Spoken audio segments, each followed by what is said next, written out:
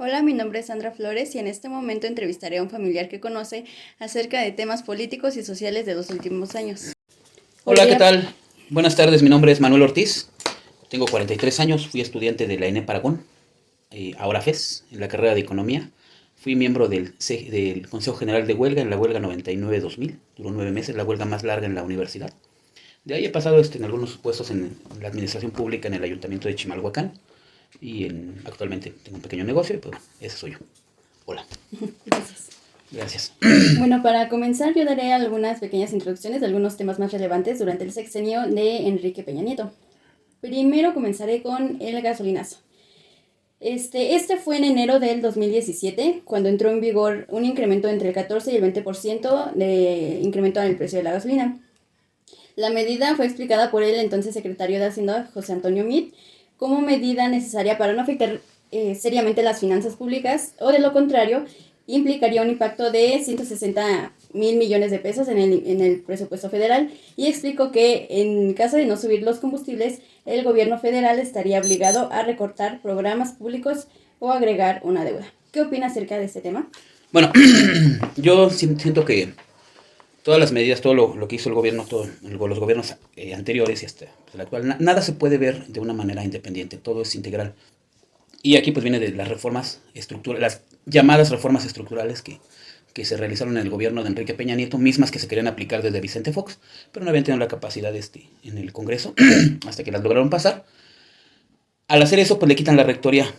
Prácticamente de manera velada, pues venden los recursos, venden el petróleo, venden al país desde mi punto de vista. Entonces, pues ya no había modo de cómo solventar, porque ahora se les tenía que pagar a privados, pues tenían que quitarle los subsidios a la gasolina y todo esto, porque ya no les convenía a los intereses de las empresas.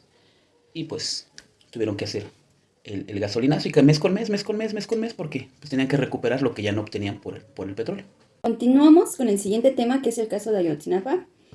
Y este se dio porque en la noche del 26 de septiembre del 2014 en Iguala, Guerrero, 43 estudiantes que se preparaban para ser maestros fueron desaparecidos sin dejar rastro alguno. En lo que se conoce como uno de los episodios de violación a los derechos humanos más trágicos de la historia reciente de México, los hechos sucedieron cuando un grupo de alumnos de la Escuela Normal Rural Raúl Isidro Burgos, de Ayotzinapa, de edad entre 17 y 25 años, acudió a la ciudad de Iguala, con la finalidad de tomar autobuses que requerían para participar en la conmemoración del 2 de octubre de 1968. Según el Centro de Derechos Humanos Miguel Agustín, policías municipales de Iguala abrieron fuego contra los estudiantes para impedir que salieran de la ciudad con los autobuses. De esta manera, auxiliados por otras corporaciones y por civiles, los policías lograron cerrar el paso a 5 unidades. El saldo de aquella noche fue de 43 jóvenes que siguen desaparecidos, 6 personas ejecutadas, entre ellas 3 normalistas, incluyendo el caso de un joven cuyo cuerpo apareció al día siguiente en un paraje inhabilitado de claras muestras de tortura. Y al menos 40 fueron lesionadas. Ahora le pregunto a usted, ¿cuál cree que fue la causa por la que agredieron a los normalistas de Ayotzinapa aquel 26 de septiembre y a qué cree que se deba la impunidad del caso? Bueno, primero yo creo que valdría la pena comentar que la educación ha sido abandonada desde hace muchos años, y más las normales y rurales. Entonces, por eso que las normales rurales tienen una historia combativa, porque ellos se preocupan mucho por la educación y porque ellos vienen, los que estudian en las normales, pues es gente que viene del campo y que quiere superarse, y de ahí salen muchos, la mayoría de los maestros rurales, pero eso no le interesa al gobierno. Entonces, siempre han sido combativos, siempre han sido escuelas muy organizadas. A mí me tocó pasar varios días en la normal de Tenayuc, no, una normal que está en el Estado de México, también rural, no recuerdo ahorita el nombre.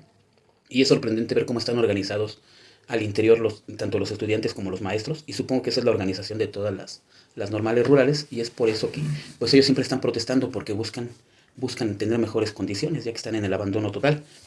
Es por eso que siempre siempre escuchamos en los noticieros, y es que nuevamente la normal rural salió a protestar. Pues sale a protestar porque no tienen las condiciones para realizar bien sus estudios, y están en el abandono total. Y entonces, en una de esas protestas, se dice, y yo lo creo así, que pues tuvieron la mala suerte de tomar camiones que llevaban algún producto ilícito, y pues, avalados hasta por el gobierno. Es por eso que fueron tan rápidos a detenerlos, porque pues lamentablemente tomaron algo mal esos autobuses, y pues entró el gobierno federal, el gobierno municipal, el gobierno estatal, todos contra ellos para recuperar esos camiones. Al estar todos involucrados, pues lo que menos podían era dejar alguien que los pudiera delatar o que pudiera hablar. Lamentablemente, siento que fue por eso. Pero pues ojalá y la lucha de estas normales no decaiga y continúen y que se les reconozca y se les dé lo que necesitan para que salgan. Felizmente ahorita nuevamente se les está dando impulso a las normales para los maestros, ya que en los últimos años, teniendo cualquier licenciatura, podías dar clase y no se contaba con las herramientas pedagógicas. Felizmente ahorita se le está dando nuevamente el impulso a la educación. Cualquiera sabe, pero no cualquiera puede enseñar. Gracias. Continuamos con el caso de Elba Ester Gordillo.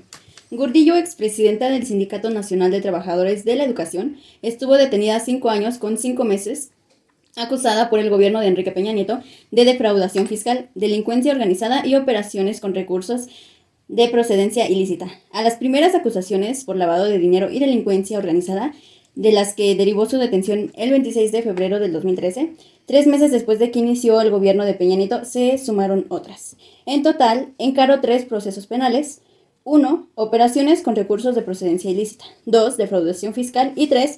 Defraudación fiscal equiparada. ¿Qué sabe acerca de este caso y qué opina de ello? Pues Elba Ester Gordillo, en sus orígenes, pues era una maestra normal, tal vez de maestra de clase, de aula. Era maestra frente a grupo. Empezó a escalar ahí, si mal no recuerdo, en el gobierno de Carlos Salinas de Gortari, es cuando empieza a subir hasta lograr la dirigencia sindical. Y de todos esos cargos que se les acusan, yo digo que se quedan cortos, porque hizo y deshizo en el sindicato a como se le dio la gana. Tuvo mucho poder, demasiado poder. Desafortunadamente para ella, en el sexenio de Felipe Calderón, pues se fue con él y no le dio el apoyo que requería Enrique Peña Nieto, pues fue su venganza, pero de que las debía, eso y mucho más. Y desde antes, o sea, la detuvieron como una venganza, no por los delitos que tiene, que son más que conocidos, porque no es posible que un líder sindical llegue a tener esa fortuna y ese poder. Continuamos con las protestas de los maestros. La Coordinadora Nacional de Trabajadores de la Educación intensificó las protestas en varios estados, fundamentalmente en Guerrero, Oaxaca, Chiapas y Michoacán, llegando incluso a producirse actos violentos en repetidas ocasiones. No fue, sin embargo, hasta el verano que el caos llegó al Distrito Federal. Durante semanas, miles de profesores tomaron la plaza principal y organizaron rondas de marcha, plantones e incluso bloqueos al aeropuerto internacional, ajeno a los reclamos de la disidencia magisterial. El Parlamento llevó a sus últimos términos la reforma a principios de septiembre. El peor balance es que más de 1 millón de alumnos, fundamentalmente de Oaxaca y Chiapas, se quedaron largas semanas sin clases tras el paro estival.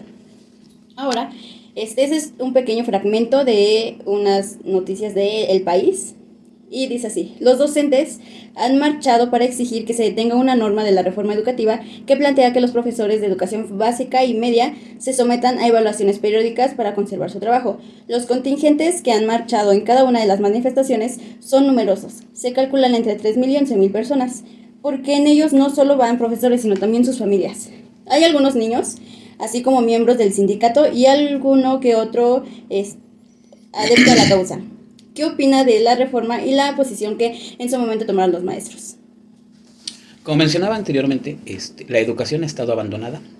Yo estoy convencido de que si ahorita tenemos esa falta de valores con los niños y esos problemas ahorita con la juventud, tiene que ver en base a mucho de eso, a que fueron quitándole las clases de civismo, de formación cívica. Se perdieron los valores, se perdió el respeto también se ha ido perdiendo el respeto por los maestros, y esto pues es por las políticas aplicadas en la educación.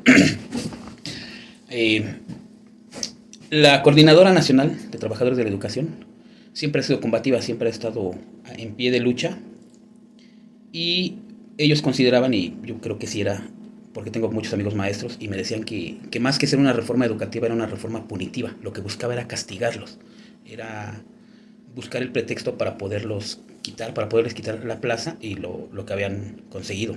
Era un asunto contra el sindicalismo, no tanto contra los profesores, sino contra el sindicalismo, algo similar a lo que hizo Felipe Calderón al desaparecer a la al Luz y Fuerza del Centro, al sindicato, al ESME, porque ahí pues era un sindicato incómodo para su gobierno, y los maestros y más los críticos, los de la coordinadora, siempre han sido la piedrita en el zapato de los gobiernos neoliberales. Entonces en eso iba basada la reforma educativa, no tanto por buscar una mejoría en la educación para los niños. Y pues felizmente ya le echaron para atrás la reforma educativa, y esperemos que con el paso del tiempo se pueda realmente, llegue un gobierno que realmente se preocupe por la educación y mejore. Bueno, le agradezco mucho su opinión. Sin duda esta entrevista fue muy amena y de mucha utilidad. Y pues nada, muchas gracias, señor Manuel. No, al contrario.